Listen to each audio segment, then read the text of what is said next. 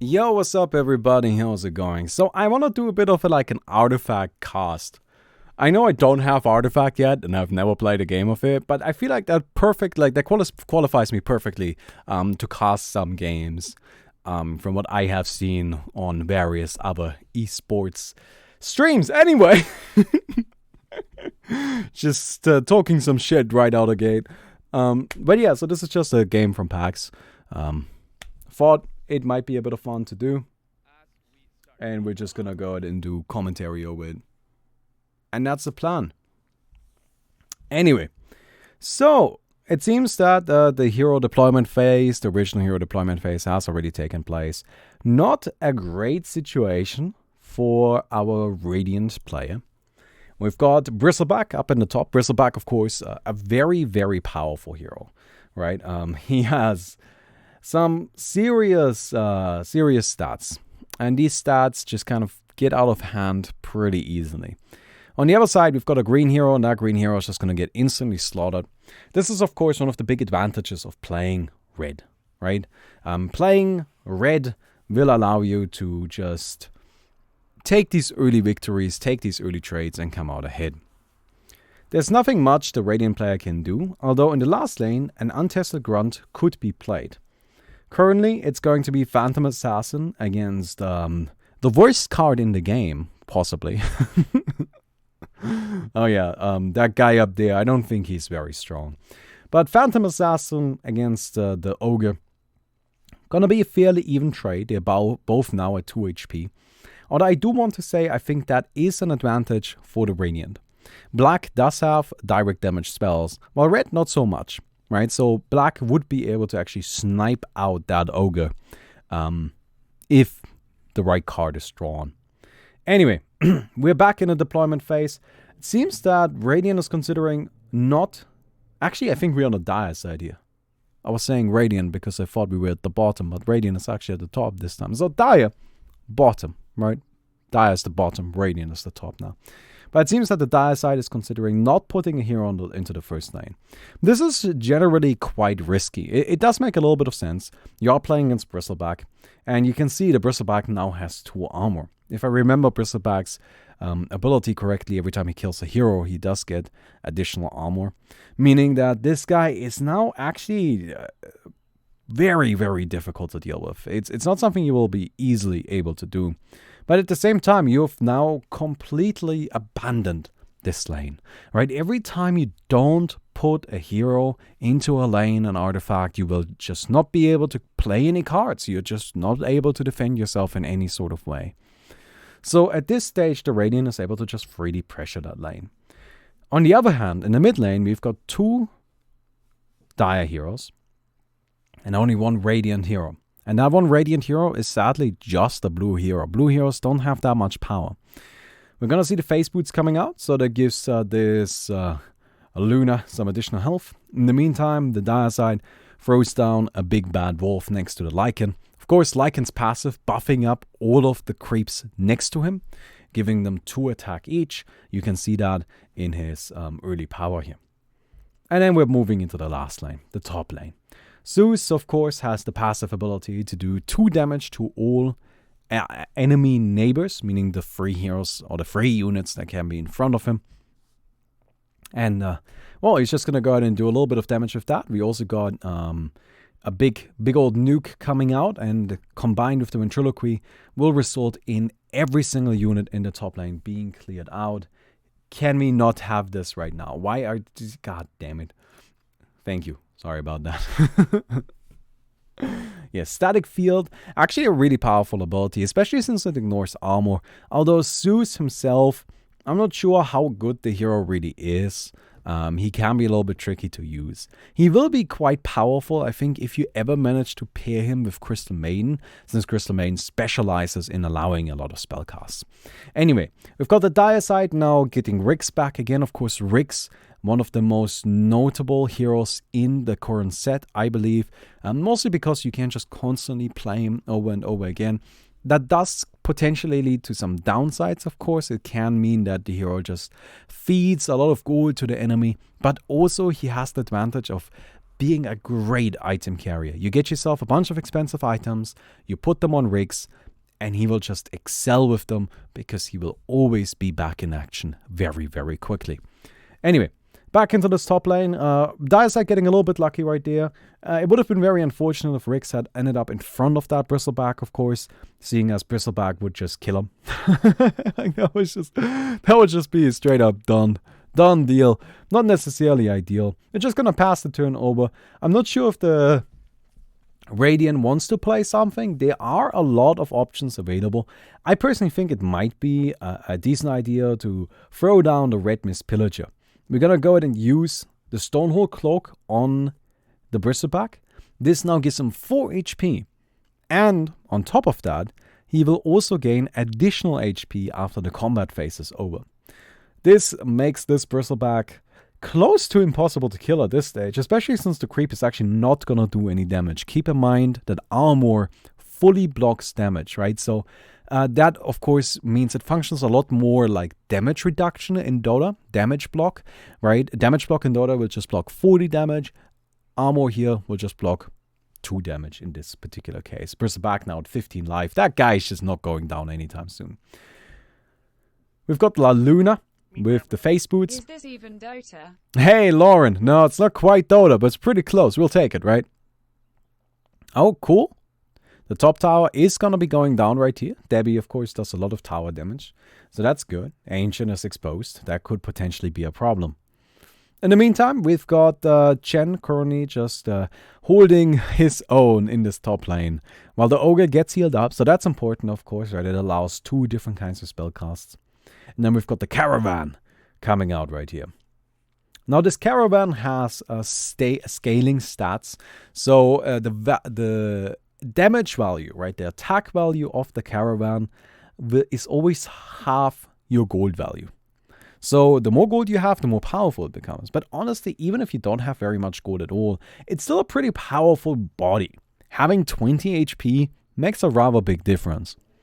So we've got Blink Dagger, Leather Armor, and Fountain Flask. Of course, there's only 6 gold available right now, so it's not really going to be quite enough to buy something huge. But the Leather Armor, just put some armor on somebody, definitely is not a terrible idea. Maybe not something you want to put on Rix necessarily, but we'll see. The Phantom Assassin going to be thrown into the top lane. She will have to brawl it out with Bristleback, which she currently loses horribly. This is just not even close. That poor Phantom Assassin. And this is, by the way, why I mentioned earlier that the big boys are scary, because you have to deal with them. Now, luckily, the Dire side has a great way of dealing with it. Right? She just plays the coup de grace. Phantom Assassin steps in, slices through that Bristleback. Not only does that clear the lane, but it also makes it so that there's no way for the Radiant to respond. With Bristleback dead, the only hero that was in the lane, there are just no more abilities that can be used. We've got Lucent Beam coming out right there. That's going to clear out a few of these creeps, although not quite enough. Honestly, this Eclipse ability I find a bit questionable at best. It doesn't seem like the most powerful thing in the world. Radiant is now in a bit of a pickle. This lane is already exposed and it's under quite a bit of pressure. It's probably going to last a while longer though, so that's fine. But the big issue is actually the bottom lane, the first lane. In this first lane, if you lose that tower as well, you actually lose the game, right? 2 towers down, you lost. Or of course you can also lose by having the Ancient be destroyed. Anyway, you can see the Caravan now sitting at 8 attack. This is, again, it's just one of the reasons why I think this card is really solid. 8 attack, yeah, right, that just hurts. That just hurts really, really badly on top of the 20 HP. Funnily enough, this is a card that is actually best in the 3rd lane. Isn't that a little bit funny? This card is specifically good in the 3rd lane. Because, of course, after all of the lanes have been played, you want to go and... 13. Oh. Hey, Spezifisch, thank you so much for the sub, dude. After all of the lanes have been played, you want to go onto the shop and buy some stuff. And then you play through the 1st and the 2nd lane, and you can actually earn some additional money that way. So in the 3rd lane, you have now earned money again that you can then use to attack with the Caravan. On the 1st lane, you're immediately coming out of a situation where you just spent all of your money, right? So not quite as powerful there. Anyway, so this is really where I think the Radiant side, the top player, has to start responding. Because personally, I think that it's just time to start applying some pressure. Now, you saw that Salamaine's favor was cast on this tower earlier, and seeing as now it's just a steam cannon that gets played, maybe not the best option, right? You used an improvement and gave the tower 2 additional mana, and then played something that only costs 7 out of your 9 mana. So maybe, you could have saved the Salamaine's favor on for something that is going to be a little bit more impactful. Anyway, we're going to see how this works out. Of course, that's just a lot of tower damage. Gotta say, I'm not entirely sure how much I like just going for the steam cannon here. Let me go skip back really quick, just 1 second. Yes, you can see that Rix is actually in this lane. So a Revdel convoy could have been played right there, which, while it wouldn't have done a ton of damage, it would have actually applied a little bit more pressure and potentially threatened a kill on that tower next turn.